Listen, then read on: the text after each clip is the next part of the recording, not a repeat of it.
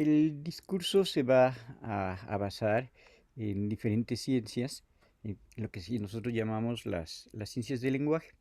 Este campo de estudio se va a constituir principalmente durante la década de los 70 y ya para la década de los 80 se va a convertir en uno de los instrumentos más importantes dentro de las ciencias sociales. Muchas de estas ciencias sociales, como la historia, la antropología, la psicología y también la comunicación, van a utilizar el concepto de discurso. Entonces, en cada disciplina va a tener una respuesta diferente a qué es el análisis del discurso. Vamos a ver las diferencias que existen entre estudios del discurso, análisis del discurso y análisis crítico del discurso, por el profesor Íñigo Rueda.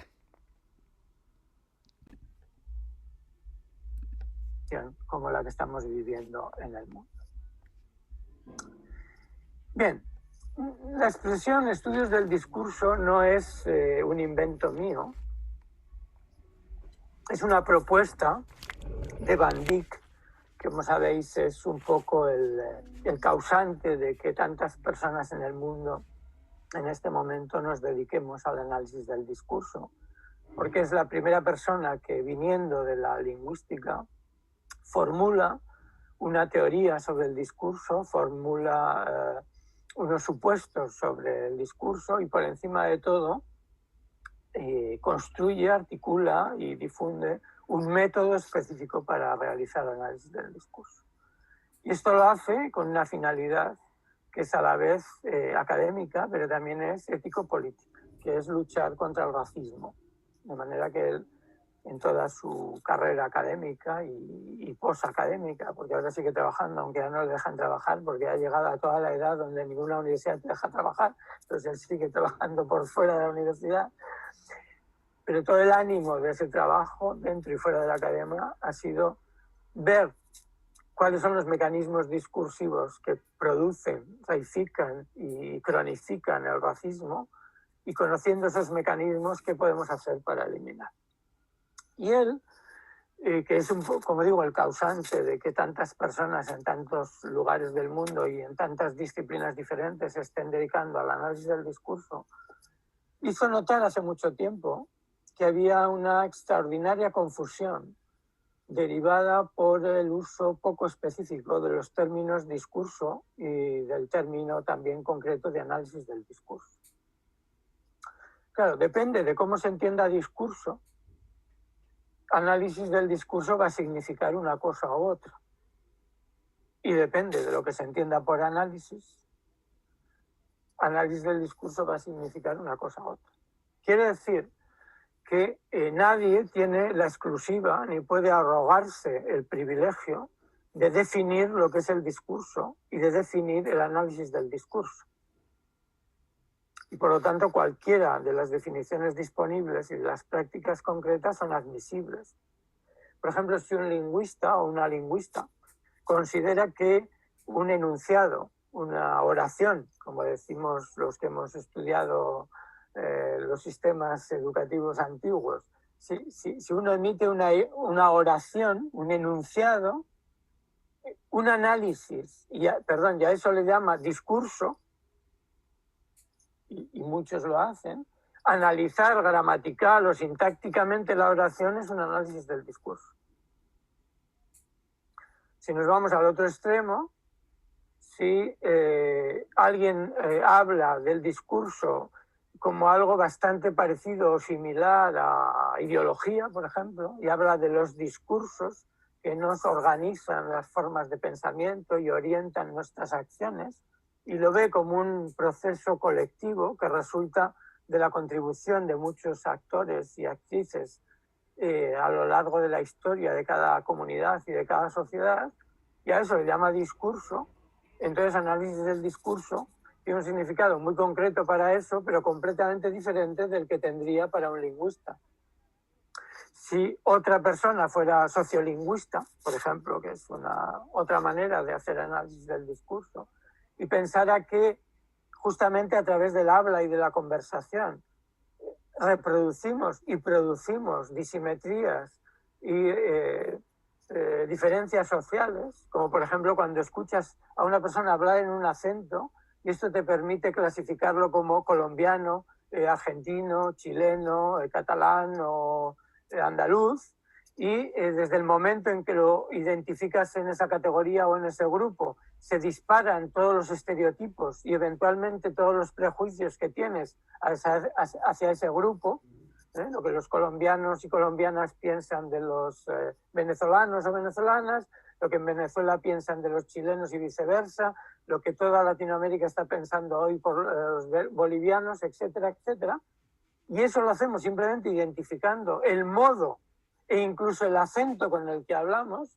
También podría decir que está haciendo análisis del discurso, pero no se parece nada ni a lo que hace el lingüista ni a lo que hizo el ideólogo, si es que se puede utilizar esa palabra, ni lo que hace el sociolingüista. Entonces, cuando uno escribe, por ejemplo, una memoria, un informe, un artículo, y dice que el método que va a utilizar es el análisis del discurso, está diciendo algo que, de tantos sentidos que tiene, no significa ninguna cosa. Entonces, Van Dijk propuso usar el término estudios del discurso, es decir, un campo que tendría una naturaleza transdisciplinar, es decir, en el que concurren disciplinas desde las humanidades hasta las ciencias sociales, interesadas por los usos del lenguaje. Tanto los usos del lenguaje en la comunicación oral como en los usos del lenguaje en la comunicación escrita. Entonces, cualquier enfoque, cualquier posición, cualquier método, cualquier perspectiva que realice alguna operación para hacer más inteligible estos usos del lenguaje, sería parte de una empresa muy general que Van Dijk propone que le llamemos estudios del discurso, donde convivirían muchas concepciones diferentes de discurso y donde convivirían también muchos métodos distintos de discurso. Por poner otro ejemplo, de la misma variabilidad, pero en otro nivel o en otro orden, si uno realiza o puede realizar un análisis de contenido, por ejemplo, de un conjunto de entrevistas que ha realizado a N personas, aunque el análisis de contenido en sentido estricto no es un análisis del discurso, asumiendo este concepto de estudios del discurso, en tanto que contribuye a esclarecer un determinado uso del lenguaje en un contexto social particular, con una finalidad específica y un procedimiento analítico diseñado ad hoc, como es el análisis de contenido, estaría contribuyendo a los estudios del discurso del mismo modo que otra persona con otra perspectiva teórica, otros métodos y a lo mejor otro tipo de entrevistas, como por ejemplo grupos de discusión, podría estar también contribuyendo a los estudios del discurso. Tengo que decir que Van Dijk no ha tenido mucho éxito en esta propuesta y a pesar de que suele tener mucho éxito en todo lo que dice, en esto no lo ha tenido, pero yo invito a todo el mundo a aceptar esta sugerencia y dejar de hablar de análisis del discurso cuando nos referimos a la tarea de analizar procesos comunicativos mediados por el lenguaje, ya sea en textos orales o textos escritos, y referirnos al término análisis del discurso para denominar algún método específico y concreto. Por ejemplo, los que sigan el seminario mañana y pasado, lo que veremos es uno de esos métodos, y no confundir haciendo o potenciando la ilusión de que hay una forma única de entender el discurso o de hacer análisis del discurso. Entonces, si uno en una publicación, como decía, dice el método que vamos a aplicar es un análisis del discurso, pues eso es tanto como no decir nada, porque no sabemos si se da un análisis gramatical, si se da un análisis sintáctico, si se da un análisis de contenido, si se da un análisis de qué tipo, un análisis narrativo, un análisis conversacional, no tenemos la menor idea. Entonces, si usamos, sin embargo, el genérico estudios del discurso como un paraguas, después podemos identificar en virtud de ciertas características, un método específico que podemos incluso inventar cada uno de nosotros, hacerlo ad hoc para la naturaleza del trabajo que queremos realizar y no confundir, digamos, al conjunto de personas que nos vemos interesados y que practicamos cualquier forma de análisis de la comunicación mediada por el lenguaje. Hay una infinidad de concepciones de discurso. Como os voy a dejar después la referencia, y tampoco tenemos mucho tiempo, no lo voy a decir aquí, pero yo mismo he recopilado más de una docena de definiciones de discurso. Entonces, que realizan distintos autores y autoras. No es lo mismo el discurso en la llamada Escuela Española de Análisis del Discurso, para los que conozcáis el trabajo de Jesús Ibáñez y otros analistas básicamente radicados en la Universidad Complutense de Madrid, que han sido muy conocidos en todo el mundo, particularmente en Latinoamérica. O, yo qué sé, la concepción del discurso que se deriva de la lingüística pragmática que se practicaba en el mundo anglosajón, la que se introdujo de la mano de Potter y Waddell en la psicología social, para los que estéis en el ámbito de la psicología social, y otras muchas tradiciones en el discurso, la antropología lingüística, la sociolingüística, en fin. Discurso, en cada uno de esos contextos, significa una cosa diferente. Como os digo, yo mismo he recopilado más de 12 definiciones. Entonces, dependiendo de cuál es la definición que se haga de análisis del discurso, no solo lo que estamos entendiendo, sino sobre todo lo que vamos a hacer con el discurso, por ejemplo, al analizarlo, va a ser algo completamente diferente.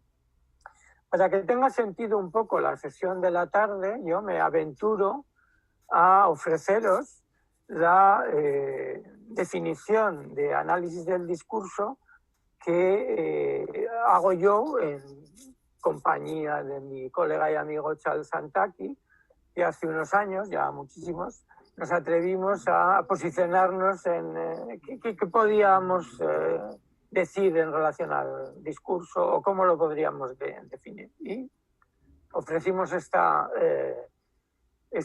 definición que tenéis ahí. Un discurso es un conjunto de prácticas lingüísticas que mantienen y promueven ciertas relaciones sociales. Voy a detenerme un poco en la aparente simplicidad de la definición. Hay toda una carga que merece la pena ser esclarecida. Prácticas lingüísticas es una manera de hablar de cualquier forma de uso del lenguaje. Y a su vez, yo no me voy a entretener en este terreno, pero tenéis que hacer la abstracción, es una sinécdoque, es una parte de todo lo que puede ser una forma de comunicación. Porque, como sabemos, el lenguaje para los seres humanos es la herramienta principal de la comunicación. La comunicación es una transmisión de información a través de códigos, y el código más común en nuestra vida cotidiana es lingüístico. Pero esto no quiere decir que la única comunicación posible entre humanos sea lingüística. Hay otra. Podríamos hacer extensible la definición más allá de los usos del lenguaje y hablar de otros códigos. Por ejemplo, los símbolos. Claro, siempre me preguntan, ¿y una persona no sabe hablar o no puede hablar o no se puede comunicar? Pues sí, obviamente se puede comunicar y utiliza herramientas simbólicas, porque el lenguaje es solo una de esas posibles herramientas. Pero como a mí solo me gusta hablar de lo que sé un poquito, que tampoco sé mucho, yo y Charles en su momento decidimos restringirnos a aquello que podíamos controlar un poco mejor, que era los usos del lenguaje. Las prácticas lingüísticas se refieren, en este caso, explícitamente a los usos del lenguaje. Pero no pensamos que el análisis del discurso tenga que referirse solo a una mera descripción de las operaciones o de las formas que toman los distintos usos del lenguaje en los distintos contextos sociales o a partir de las distintas personas que lo utilizan o cosas por el estilo, sino enfocarlo en la dirección de los efectos o las consecuencias que tienen los usos lingüísticos.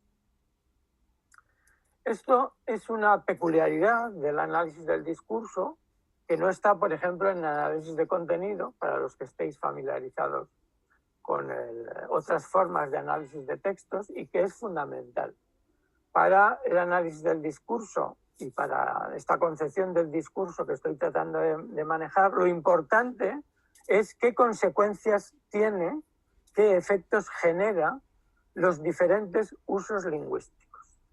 ¿Estaréis de acuerdo conmigo? Por ejemplo, que no es lo mismo titular en prensa: una mujer de 42 años ha aparecido muerta en Albacete, que decir, un hombre asesinó a una mujer de 42 años en Albacete. En el primer caso parece que las mujeres vayan muriéndose por ahí, o sea, que aparecen los cadáveres de señoras que se han muerto, y en el otro caso claramente la agencia de una persona, el asesino, que ha perpetrado un asesinato con esta mujer.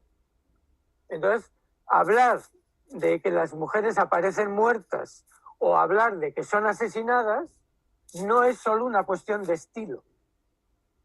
Es una elección en la forma de comunicación que tiene consecuencias. Entonces, a los que hacemos análisis del discurso en esta dirección, nos interesa ver esas consecuencias, no tanto el mirar por mirar el modo específico en que es usado el lenguaje. Pondré otro ejemplo muy simple. Si uno se ciñe a la norma social, que varía de país en país, pero para entendernos, en el caso español todavía funciona en entornos más o menos formales, que la forma de dirigirse a una persona mayor cuando alguien es joven es de usted, que es lo contrario que en otros países latinoamericanos, donde los usos lingüísticos implica utilizar el usted para las personas que tienes más próximas. Pero y vosotros podéis aplicar el ejemplo a la inversa. Os voy a contar cómo sería en España. Entonces yo me encuentro con una persona que no conozco, más mayor que yo. Se supone que por la norma de cortesía que rige en la interacción cotidiana tengo que referirme a ella de usted. Cuando me dirijo a ella de tú y le digo, ¿qué tal estás?, en lugar de decir, ¿cómo está usted?, la ruptura de esa norma tiene consecuencias, que no tienen por qué ser, cuando digo consecuencias, malas.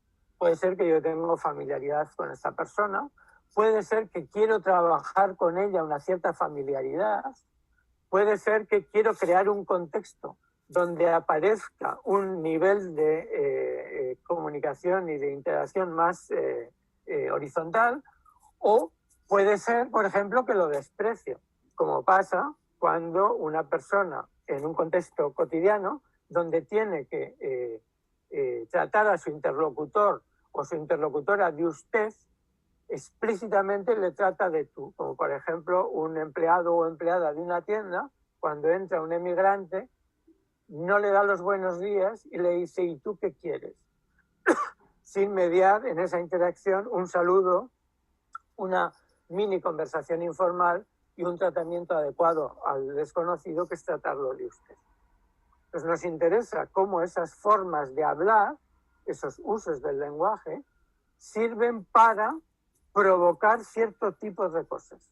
O dicho de otra manera, cuáles son los efectos que generan. Si se asume esto, un análisis del discurso no consiste solo en describir cómo funciona ese uso particular del lenguaje, sino que sirve sobre todo para identificar, para revelar, para poner de manifiesto cómo opera efectivamente el lenguaje haciendo esas cosas y cómo consigue las cosas que quiere conseguir. En este caso, el establecimiento de ciertas relaciones sociales. ¿Cómo hace concretamente un hablante para provocar, construir o diseñar una forma de relación particular con alguien? ¿Cuándo esa forma de relación va a ser más simétrica? ¿Cuándo va a ser más disimétrica? ¿Cuándo va a ser directamente de dominio? ¿Cuándo va a ser directamente de exclusión? Pongo estos ejemplos porque son parte de lo que vamos a ver dentro de un momento, pero no quiere decir que los únicos efectos que se puedan analizar sean solo los que comportan disimetrías o que marquen diferenciaciones o exclusiones o discriminaciones. También cualquier hablante competente en una lengua y en un contexto social sabe cómo hacer en una conversación para crear un buen clima, igual que sabe qué debe hacer para no dar lugar a la conversación sin aparecer como demasiado descortés o simplemente cómo hacer para despreciar la oportunidad de hablar con otra persona sin tener prácticamente que formular una sola palabra. Todos entendemos cómo hacer eso. Forma parte del know-how, del sentido común de lo que son las relaciones. Y eso lo hacemos hablando. Yo quiero establecer una buena relación con alguien, sé exactamente lo que puedo decir y hacer en el primer intercambio. Si no quiero tener ninguna relación de ningún tipo o la quiero mantener en un nivel de frialdad, también sé lo que tengo que hacer. Igual pasa con los registros. El registro con el cual hablamos a una persona que es de nuestro entorno inmediato, con la que tenemos relaciones de afecto o un grado de intimidad mayor o menor, sencillamente sé cómo manifestar eso y viceversa. Si no quiero que aparezca o sencillamente no quiero tener ese tipo de relación con él o con ella, igual. Lo mismo pasa a la inversa. Cualquier observador de este tipo de interacción puede encontrar indicadores de cuáles son los tipos de relación que están manteniendo las personas. Un ejemplo que suelo ponerle a los estudiantes cuando tenemos seminarios de análisis del discurso un poco más largos, que el que vamos a ver mañana. Aquí suelo pedirles que graben unos 10 o 15 minutos de su casa durante la cena del día anterior a una determinada clase. Entonces, el estudiante cualquiera viene a clase y me pone la grabación que ha hecho de la cena del día anterior en su casa, aunque yo no tenga ninguna información sobre con quién vive, qué relación tiene con las personas que vive, etcétera, o cuántas personas viven en su casa, etcétera, etcétera, solo escuchando la conversación, voy a saber muchísimas cosas que a priori no sabía y que no es necesario que ese estudiante me confiese. Porque por el modo de hablar yo voy a saber o voy a poder hacer una hipótesis razonable del tipo de relación que tiene con distintas personas que hay en su casa, cuáles son, si lo son, de tipo íntimo, de tipo familiar, de parentesco, etcétera, etcétera, o de colegas que comparten una vivienda, etcétera, etcétera. Y eso lo voy a saber, insisto, solo escuchando lo que dicen y la manera en que lo dicen. Y esta sería una prueba a la inversa de que con el lenguaje hacemos cosas y que justamente el análisis consiste en averiguar cómo se hacen esas cosas. Por lo tanto, admitiendo que hay muchas más definiciones de análisis del discurso que esta, creo que para lo que queda de la tarde podemos convenir que el análisis del discurso consiste en estudiar cómo las prácticas lingüísticas actúan manteniendo o creando o promoviendo relaciones sociales. Y tanto mejor es el análisis del discurso, cuanto mejor pone en evidencia las operaciones específicas que la interacción lingüística realiza para conseguir esos fines. El análisis crítico del discurso es una parte de las prácticas que hoy podemos englobar en los estudios del discurso, que tienen una función o una finalidad estrictamente política. El análisis crítico del discurso no es un método, no es un procedimiento, ni es una teoría, aunque todos los que practican o las que practican un análisis crítico del discurso tienen teorías sobre el discurso, tienen métodos sobre el discurso y los aplican de una determinada manera. ¿Qué es entonces el análisis crítico del discurso? El análisis crítico del discurso es el reconocimiento de que las prácticas lingüísticas en la comunicación tienen un papel muy relevante en la creación y en la reproducción de formas de exclusión y dominación sociales. Es decir, que son operaciones simbólicas, de orden simbólico, pero que se hacen hablando o escribiendo, que comportan exclusiones y formas de dominación en la sociedad cualquiera que estemos tomando en consideración. En definitiva, que una de las formas de ejercicio del poder puede ser también el discurso. Esto es un supuesto que no niega que el poder se puede ejercitar también con otras acciones que no son de naturaleza lingüística, que hay formas de exclusión, por ejemplo, despachar a alguien de algún lugar, encerrarlo en algún sitio, o de dominación, azotarlo con un látigo, que son evidentes, pero también, y esto es lo que aporta la visión del análisis crítico del discurso, que hay formas de acción que son estrictamente comunicacionales o comunicativas, es decir, lingüísticas, que provocan este tipo de consecuencias. Es decir, que producen exclusiones, ejercen dominación sobre los otros, son formas de ejercicio de poder. Cuando se está en esa empresa, por decirlo de alguna manera, cuando se está en esa línea de los estudios del discurso, la tarea que uno se propondría a la hora de hacer análisis del discurso es cómo ese poder se ejerce efectivamente y entonces poner de manifiesto los mecanismos específicos que el lenguaje está usando para conseguir esos efectos. ¿De qué manera? De forma estrictamente lingüística estamos fomentando la exclusión y la dominación social.